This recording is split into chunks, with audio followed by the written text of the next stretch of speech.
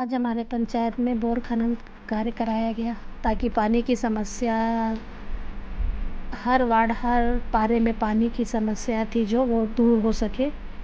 कई वार्ड ऐसे थे जहाँ पर पानी की समस्या थी, इसलिए आज ग्राम पंचायत में बोर खनन का कार्य कराया गया ताकि हितग्राहियों को पानी मिल सके।